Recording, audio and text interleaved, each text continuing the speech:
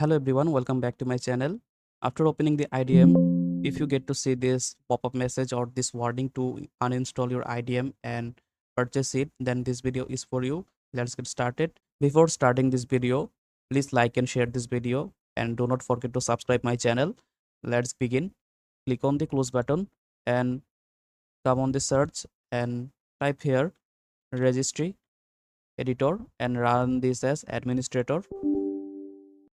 After opening the registry editor, click on the HK users, then click on the last name 101. It will be classes. Expand this again. Scroll down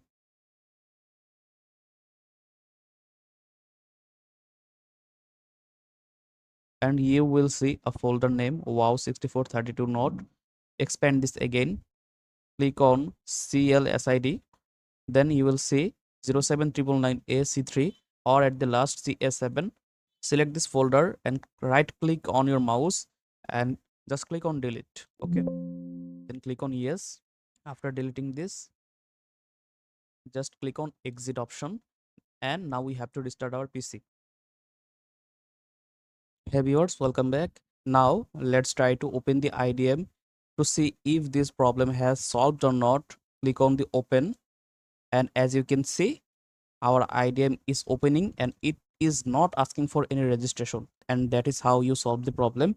I can assure you 100% that trial period is again reset, and we haven't used any third-party crack software or anything for that. To make sure, let's download something.